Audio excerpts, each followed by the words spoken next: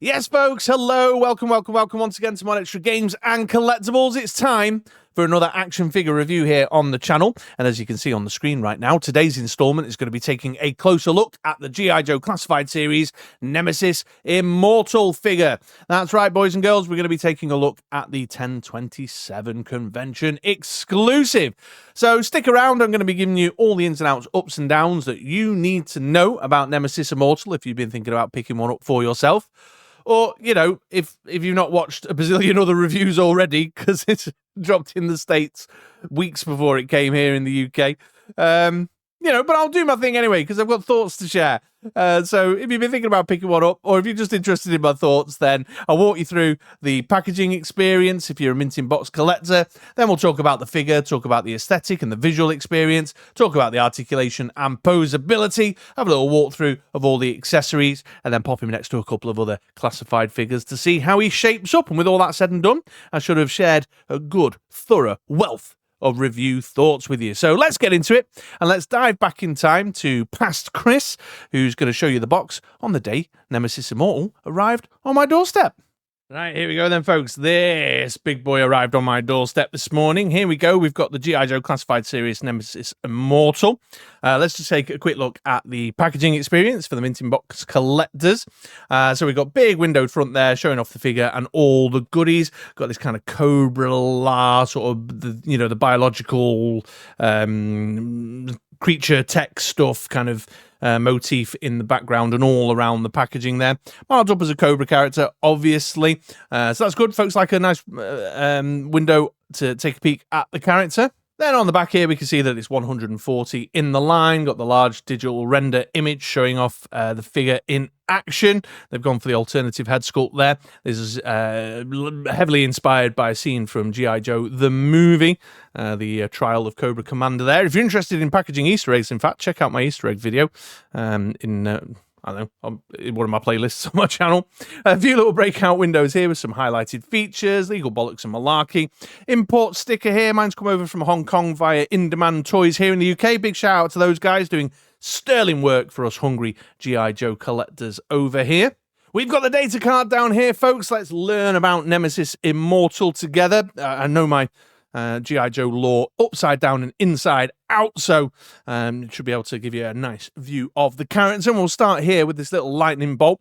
You may or may not be aware, but Nemesis Immortal is an avid comic book collector, and he's a massive kind of Silver Age Flash fan. He's all about the Barry Allen is this guy. So that lightning bolt is there just reflective of the massive collection, the long boxes after long boxes filled with Flash comics that he owns. This fist here is all about his love of boxing, but not just any boxing. No, Nemesis Immortal is a big fan of this new trend of YouTubers becoming boxers. He gets an enormous amount of pleasure watching folks like KSI and the Paul brothers getting their faces caved in.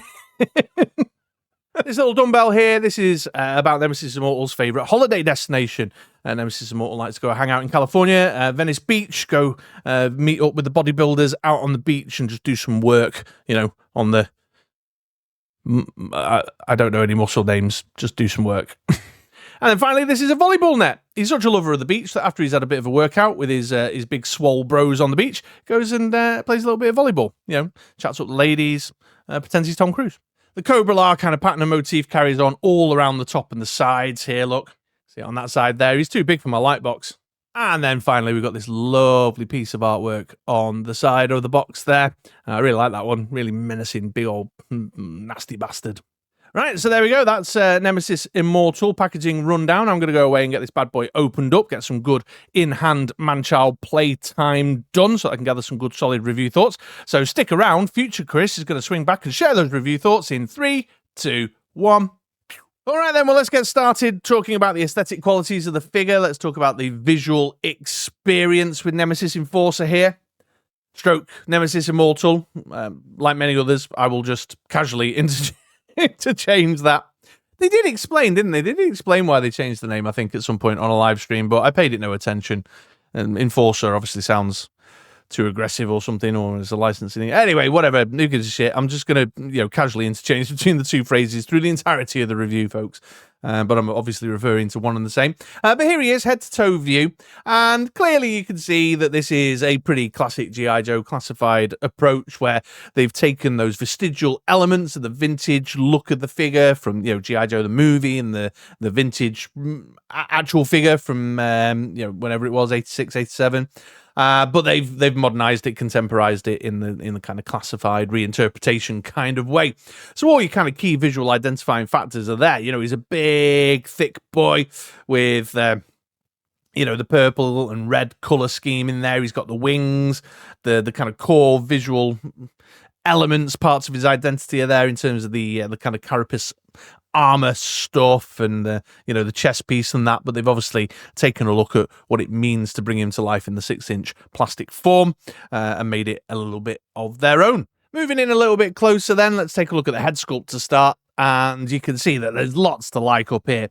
Got those really kind of uncanny alien looking eyes in there, the kind of yellowy plant biological monster thing in his eyes. Incredibly good facial feature sculpting in there to really kind of sell that mean, big, violent, badass look about him. He's got the purple kind of face mask on there, but there's a textured detail that's been put in that to bring it to life and give it some depth. He's a bit shiny on the top here. You can probably see these little spots around and about where he's reflecting under my lights. But yeah, really great head sculpt, and then some nice touches like this kind of the kind of darkened inset look on the eyes there as well, just to really enhance that look of menace, that look of evil, and the promise of violence that Nemesis Immortal brings. Moving a bit further down into the figure, you can see that there's lots of kind of sculpted details in here to enjoy and make him visually appealing. So all the details in his chest piece here, paint application with this little kind of silver stone thing on the front, and then the different shades of red and purple to give some contrast. There's a wash across it as well, which is really nice to see. And then you've got this kind of textured detail that matches up with his face mask there in the abdomen. And then you got a sculpted cod piece, and then this really gross looking belt that's like like he's yanked the spine out or something and wrapped it around his waist. But that's also got the wash on it there too, bringing out all these kind of weird sculpted details, this sort of carapace armor, this sort of crab-like quality to it all. That motif is continued down into the arms. We've got this piece of armor on the shoulder there, which has got these paint applications on it, just to really mucky it up and make it dirty looking. Got the bone blade coming out of his forearm here that's all sculpted in. All the details on the gloves and the paint applications and the different shades of colour in there. Look, you can see the different purples and things, again, to give it some depth and bring it to life. And then that carries on all the way around the figure there. You can see all these details on the back, which I love they do that with G.I. Joe Classified, because with the wings attached, you very rarely see those. That's then carried on down into the legs, a bit of colour contrast there with the different darker purples, but with all this kind of sculpted detail in to really, again, give it that kind of crustacean. Well, that's kind of why I associate with it, like a kind of crab-like sort of shell over these long boots here, but then you've got the little flashes of red in there too, with all the sculpted sections down the back, and then like these really fucked up, nasty, like kind of beastly feet with the claws, 2 claws sticking out the front, and obviously, again, more paint applications there. The only thing that really lets it down in terms of the legs is I'm not a fan of these sword sheaths around his thigh.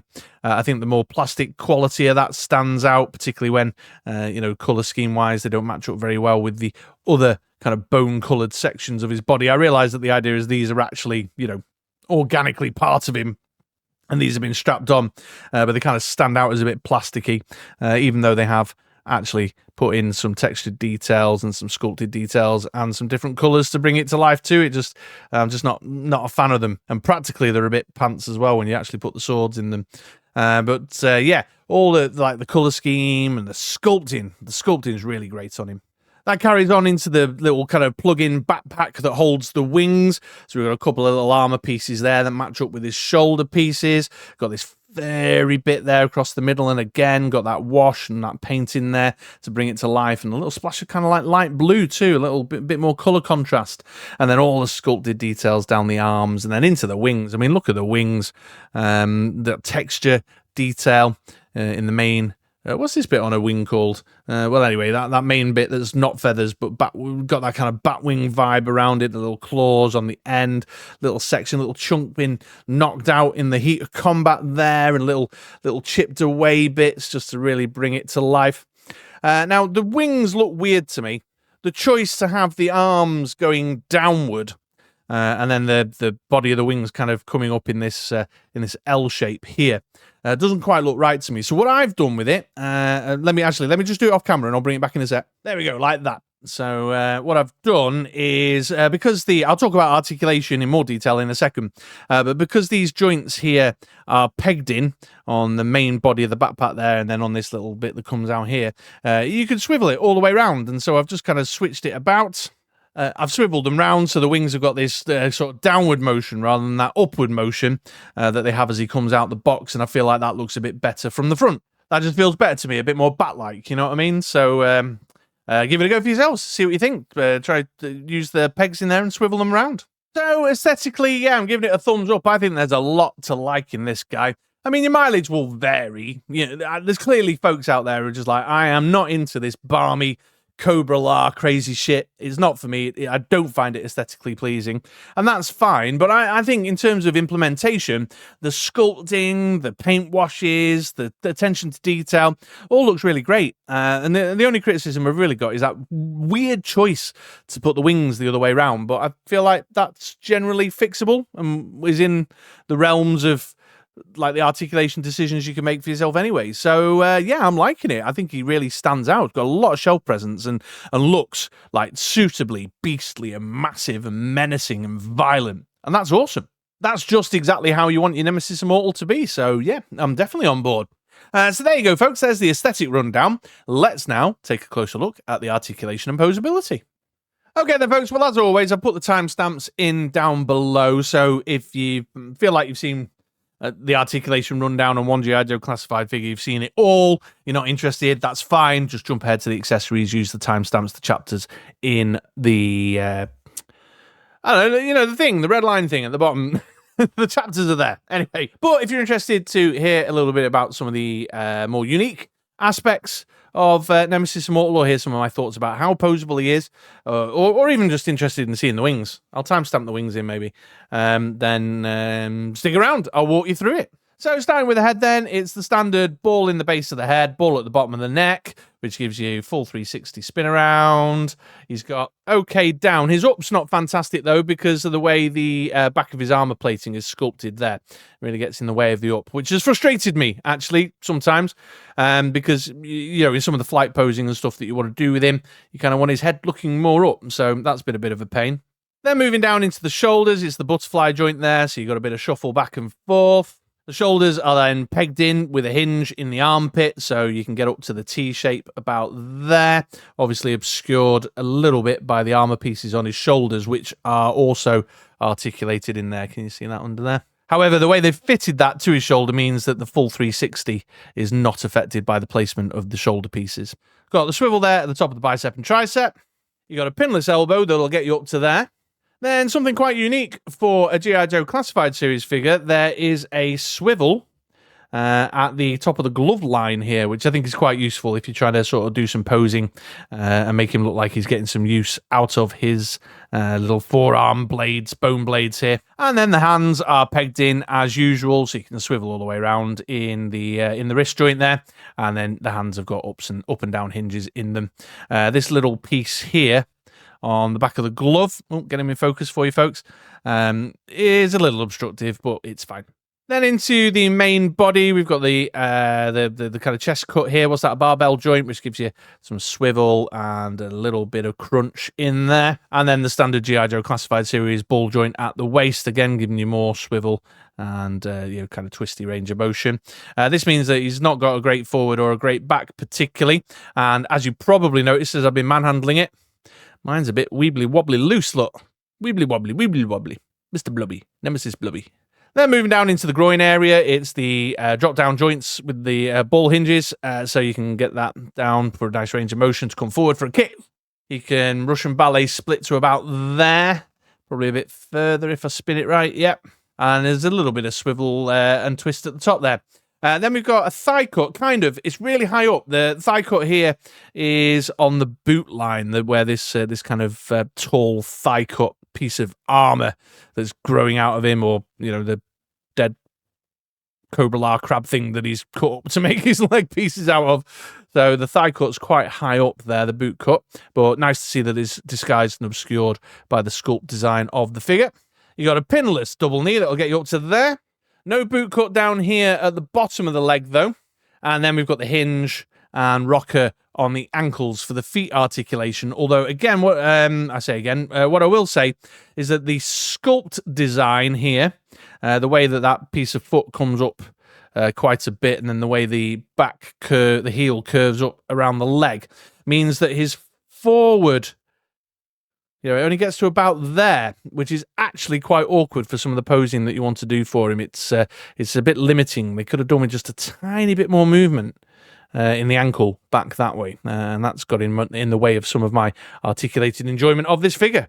Then into the wings. These are a backpack piece, so they peg into the back of Nemesis Immortal. You can see you've got a butterfly joint here, where the arms meet the base, so you can do a little bit of kind of flappy in and out motion. You've then got a pegged in shoulder joint. There's a hinge that I've obviously spun mine around to go in the opposite direction, but you've got a hinge joint there that give you a range of motion up and down like that, and then of course you can spin it all the way round. And then we've got another hinge and a peg at this end here, giving us again, all that motion like this, and can spin around on the spot. And so, folks, here's the thing with the articulation. Fundamentally, it's decent. There is fairly decent range of motion in there, good joints, and it lines up with other G.I. Joe classified series, broadly speaking.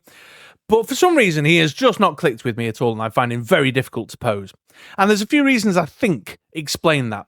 The first is that the backpack wings really mess with his center of gravity, and it's very difficult to get him balanced in a decent way if you're trying to do something a little bit more elaborate or interesting or ambitious with the way you're posing him. He just topples a lot. And this is made worse by the fact that the ankles don't have just a slight bit. They just need a bit more motion forward so that you can sort of compensate for the weight and make it look like he's standing a bit more naturally. And he just comes out looking wrong and unnatural because with the funky distribution of his weight, the ankles aren't doing the job, and I've found it really annoying and frustrating. The fact that he's quite loose in the middle has not helped that situation either, but also then what you find yourself doing a lot is compensating by crunching him forward, and then with the way the sculpt is at the back here and the limited head motion backwards, and then I don't know, it's just not clicked with me. It's just not coming together. So I'm just trying to get him to use his his forearm blade things here, and I don't know, I just can't get it looking right. It's frustrated me. I've had him for over a week now, and I've played with him a great deal, and I'm pretty sure that if the distribution of weight was a bit better and there was a bit more movement forward in these ankles, that would probably solve my concerns. But I've got to say, articulation-wise, even though there's nothing really missing in there than what I usually get with G.I. Joe Classified, he hasn't clicked with me so great, and therefore I'm actually sort of edging a bit more towards the down. I just can't get him posing up looking cool. He looks cool, but I can't make him look cool, if that makes a weird kind of sense. Comments down below if I'm chatting bobbins or you've got a solution for me, but it's just not working. Just not working. I can't get him looking decent. Anyway, I'm going to stop rambling on because I'm repeating myself. There's the articulation. Let's now have a quick look at the accessories. First on the list then, folks, is we've got a head swap here. This is kind of like a... Well, I don't know, what's this drawing inspiration from? I'm much more familiar with the kind of cartoon aesthetic that's selling. Is this a reinterpretation by Lenny and his team? Possibly, but leaning very heavily more into that kind of crab-like carapace crustacean style armor. So we've got this lovely sculpted piece across the top here, and then these elaborations around the eyes and the mask. It's in that bony kind of color with that really cool wash on top of it. The eyes are glowing as well, so they're less eyebally. and more kind of glowy evil, but they've kept the quality sculpted facial details in there and the darkening around the eyes there to really make him look menacing. And this is cool. I like it. I think I'll probably be sticking to this one more just for the nostalgia factor, but this is, yeah, definitely a really interesting headpiece and a nice addition. Then in terms of his weapon selection, he's got these two kind of bone sword things here. So they're kind of sculpted in to, again, have that Cobra-La kind of weird, uncanny, techno-organic-y, crusty, creaturey look about them. So you got the kind of bone color with this kind of blood red stripe through the middle, and a kind of claw piece sculpted at the bottom here with a paint application on the handle there. So aesthetically, they look kind of interesting and a bit different. But I got to say, folks, I don't like these much at all. They don't sit in his hands very well, and they look stupid in those thigh sheaths, I think. So yeah, I find the fit in the hands a bit squiffy. You want this bladed piece facing forward with that little serrated edge, which means then you've got that kind of curved back claw bit going towards the wrist, which makes it a little bit awkward. His hands are quite loose. They don't grip them very well, so you sort of have to position them in an odd way. I've just found them a bit awkward. And there's one in the thigh sheath, and I don't know, I just think it doesn't look right. I don't like the way the contour, this sticky outy bit doesn't contour, the contour line there doesn't match, and it just looks really awkward and uncomfortable on his body. And they get in the way of posing him up as well. Like if you've got them in there and the way they sort of sit up here under his armpit, they get in the way. And I'm having enough trouble posing him up in interesting ways without that in the mix. So yeah, the swords have been a bit of a miss for me, I'm sorry to report. And then finally we've got a couple of closed fist hand swaps there, which are fine, good quality, well sculpted, staying on theme. They've got the up and down hinge. Yeah, I like these better than the kind of trigger finger grippy ones, because I don't know, I just like the thought of him about to punch the shit out of Sergeant Slaughter, you know what I mean? It just works for me. And then we have this weird creature thing here. Clearly a direct nod to the weird green creature thing that came with the vintage version of the figure. And obviously a nod towards the weird creatures scuttering about in Cobra-La in G.I. Joe the movie. This is an interesting looking piece. I mean, the sculpting's really good, like the shell piece at the back there. Look at it, the way it's sculpted. Lovely paint applications. Got this weird fucked up little kind of beak at the front there too. All the individual kind of octopus style suckers have been sculpted in, which is nice. A couple of different tones of color in the greens.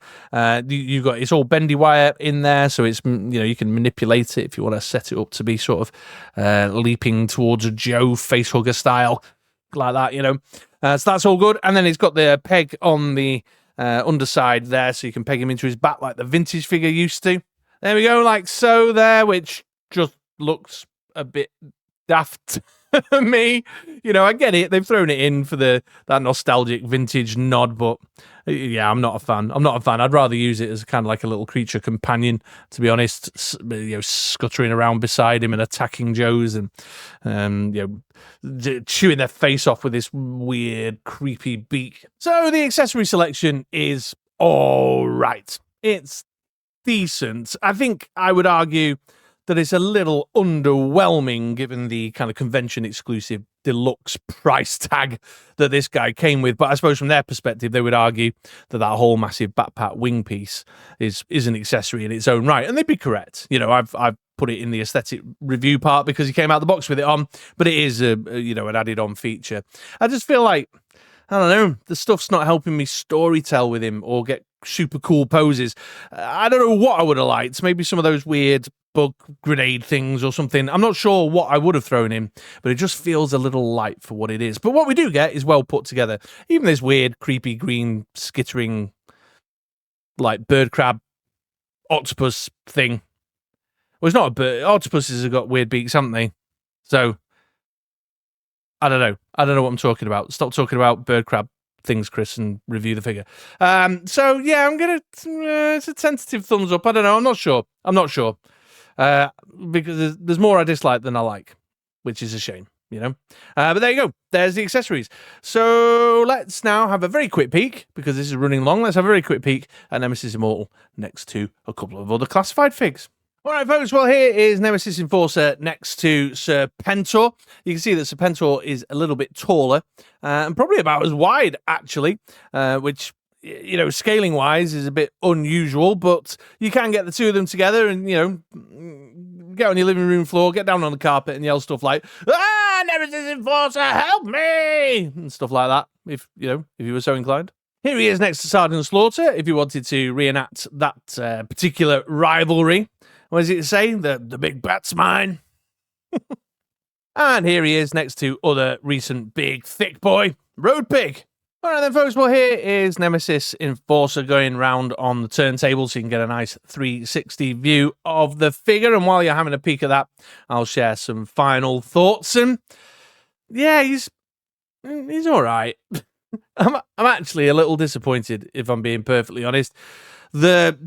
I don't know what it is. I've just got a blockage, a barrier somehow with posing him up, which is bothering me. And then a few other little niggly bits, like the loose torso and the fact that the wings, you know, I had to fiddle around with them to make them aesthetically. You know, why didn't they give him just some traditional looking Nemesis Immortal, you know, big wings? I don't get it. I don't get it. You know, it's clear that the audience is going to want to pick this one up is going to be, you know, G.I. Joe the movie, nostalgia fans. And yeah, I don't know.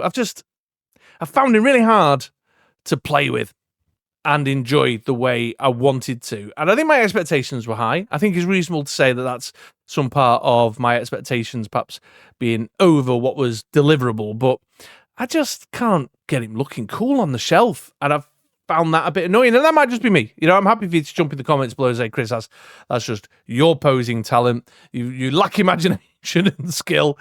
You're not trying hard enough. But just if those ankles angled forward a little bit more and the center of balance was a little bit better and the wings weren't so like non-Nemesis Enforcery and these swords weren't so shit, then I don't know, I probably would have been a bit happier. It's a tough one, you know, because I've had a really good run. I've loved everything from the wave just prior to this guy coming along. But there you go. But fundamentally, he's all right. There's nothing actually wrong with the figure. It's just my own personal disappointment, and your mileage may vary. So there you go. Okay, well, there we are. There's the review done. I hope you found this informative and useful today. I know every man and his dog's reviewed Nemesis Enforcer already, stroke Immortal. So if you've stuck it out this far in the review, you have my grateful thanks, and I hope you were interested to hear my thoughts. Of course, if you're not already subscribed, do the subscribe thing, hit the like button, because, you know, it helps feed my ego and make me feel like I've got some worth and contribution in this world. If you didn't like the video, then by all means hit the dislike, but make sure you press it twice to make sure it worked. And yeah, come back sometime soon. Keep an eye out. It's going to be quiet for a little while now. There's going to be a little lull in the pre-orders, looking at my little pre-order spreadsheet. But hopefully I'll be able to produce some content in the next couple of weeks that'll bring you back. But if not, keep an eye out in the new year, because still plenty of reviews to come on my pre-orders. And I'm waffling on, so I'm going to stop there because I was filling time in the hope that he would be facing towards the screen when I ended the video. So have a great day, folks, and I'll see you again next time. Bye-bye now. There he is, looking forward. Yes.